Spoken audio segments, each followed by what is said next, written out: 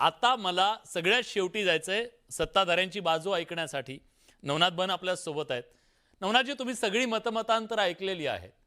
प्रश्न थेट आहे, तुम्हाला या महाराष्ट्रातल्या 12 कोटी जनतेने मराठी माणसानं निवडून दिलेलं हे सरकार आहे।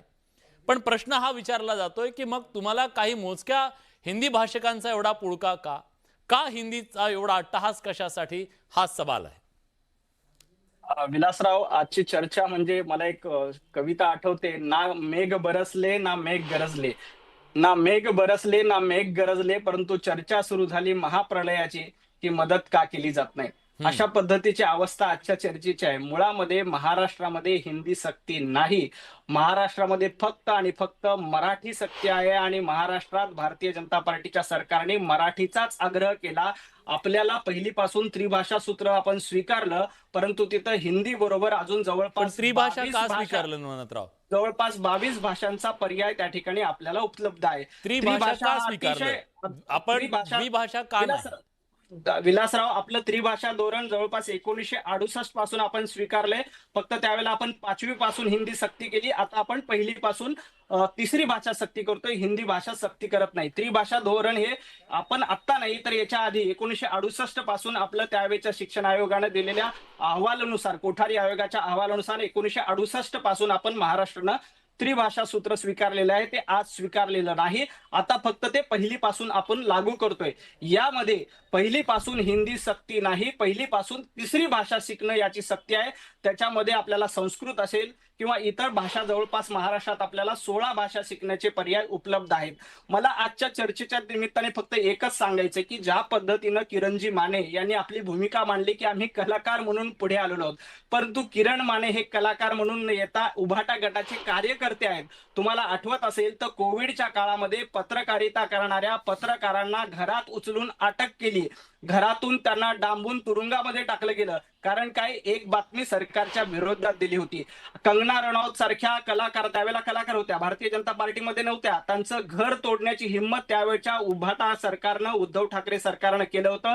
परंतु त्यावेळेला कलाकार म्हणून किरण माने कधीही पुढे आले नाहीत। त्यावेळेला किरण मानेजी म्हणजे सत्तेच्या माध्यमातून असं केलं जातं, सत्तेचा दबाव असतो। ऐकून घ्या विलासराव, ऐकून घ्या। महाविकास आघाडीच्या काळात अशा पद्धतीचं वातावरण होतं, परंतु आता तशा पद्धतीचं वातावरण नाही। आता निर्भीडपणे आपण चर्चा करू शकतो, निर्भीडपणे कलाकार आपलं मत मांडू शकतात। एखादी भूमिका पटलं नाही तर त्याबद्दल बोलण्याचा अधिकार सर्वांना भारतीय घटनेने दिलेला आहे, परंतु हिंदीची सक्ती केलेलीच नाहीये। तर अशा विषयात कलाकारांनी बोललं पाहिजे हे म्हणणं म्हणजे थोडासा जास्तच आग्रह आहे। कारण महाराष्ट्रामध्ये कुठेही हिंदी सक्ती नाही, उलट नवनाथराव, कोणी बोलायचं मराठीबद्दल? कोणी बोलायचं मराठीबद्दल? सगळ्यांनीच बोललं पाहिजे, प्रत्येकाला बोलण्याचा अधिकार आहे, परंतु इथे हिंदी सक्ती केलेली नाही। उलट पूर्वी महाराष्ट्रामध्ये 5वी ते 10वी पर्यंत हिंदी सक्ती होती, परंतु भारतीय जनता पार्टीच्या सरकारने ती हिंदी सक्ती काढून टाकली आहे। नवनाथराव, एक मुद्दा सांगा ना, एक मुद्दा सांगा ना। सक्तीची नाहीये नवनाथराव, मुद्दा हा आहे, जर इथं सक्ती नाहीये ना, मग पर्याय दिल्यानंतर 20 गट तयार करा, 20 जणांचा एक गट तयार करा आणि मग त्याच्यानंतर करा। पर्याय नाही, शिकल्याशिवाय पर्याय नाही, हे काय पर्याय आहे? शिकल्याशिवाय पर्याय नाही। 20 जर नसतील, एकही विद्यार्थी जर का त्याला संस्कृत किंवा पाली किंवा इतर कुठलीही भाषा शिकायची असेल तर त्याच्यासमोर ऑनलाईन शिक्षणाचा पर्याय आहे। त्याबद्दल सरकार व्यवस्था करते आणि त्याबद्दलची व्यवस्था सुरू आहे। त्यामुळे अशा पद्धतीनं एक फेक नरेटिव्ह तयार करण्याचं काम केलं जाते की महाराष्ट्रात हिंदी लादली जाते। सरकारचं एकमत आहे, अजिबात सरकारमध्ये एकमत आहे याच्याबद्दल? 100% एकमत आहे, अतिशय एकमताने निर्णय घेतला। याबद्दल आणखी देखील चर्चा करण्याची सरकारची तयारी आहे। कालच आदरणीय देवेंद्रजी फडणवीस यांच्या नेतृत्वामध्ये बैठक झाली आणि याबद्दल अजून काही सजेशन, ऑब्जेक्शन आले तर त्याबद्दल चर्चा करण्याची तयारी देखील सरकारची आहे। परंतु ऑब्जेक्शन आलंय नवनाथराव, ऑब्जेक्शन आलंय सरकारमधलं। अजित पवारांचं बाईट ऐका, अजित पवार काय म्हणाले ऐका, अजित पवार काय म्हणाले ऐका। मुख्यमंत्र्यांनी मीटिंग घेतली। मला असं वाटतं की पहिली, दुसरी, तिसरी, चौथीमध्ये हिंदी असू नये, 5वी पासून हिंदी असावं, पहिलीपासून मराठी त्यांना शिकवावं, मराठी लिहिता वाचता त्यांना यावं। आता आपण पहिलीपासून सेमी इंग्रजी पण सुरू केलेलं आहे।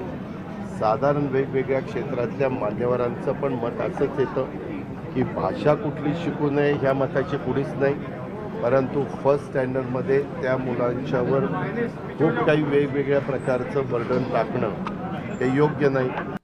बोला नवनाथराव. अजित पवार अजित थेट दादा, म्हणतायत ऐका, पहिलीपासून नको विलासराव, म्हणतायत ते.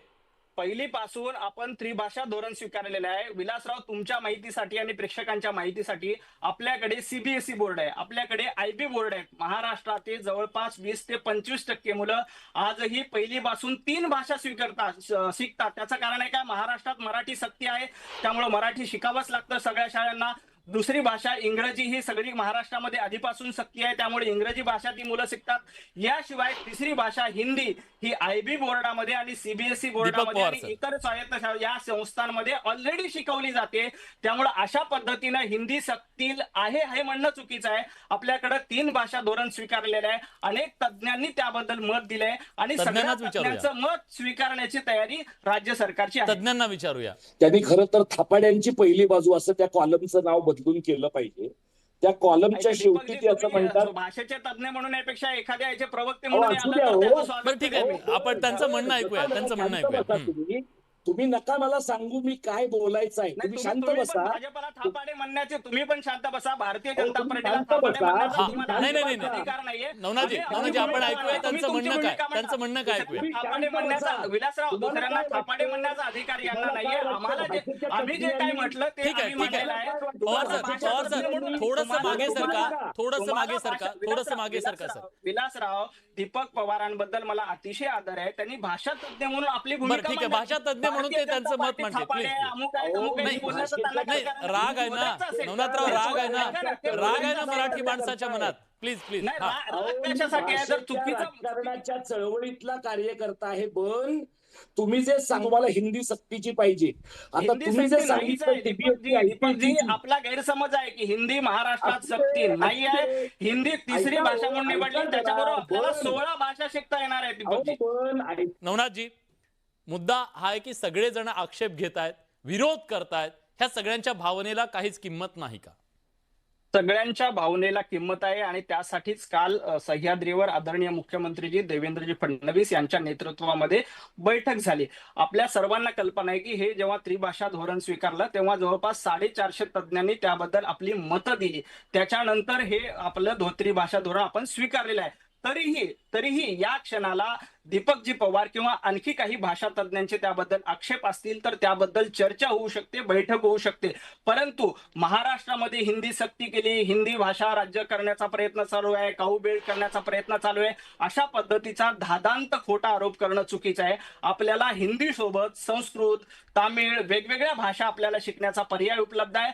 त्याबद्दल इन्फ्रास्ट्रक्चर आहे का नाही याबद्दल चर्चा होऊ शकते. नाही, त्याच्या म्हणूनच ही चर्चा आहे नवनाथराव, म्हणूनच ही चर्चा आहे. मला शेवटच्या कमेंटसाठी मी जातोय. किरणजी.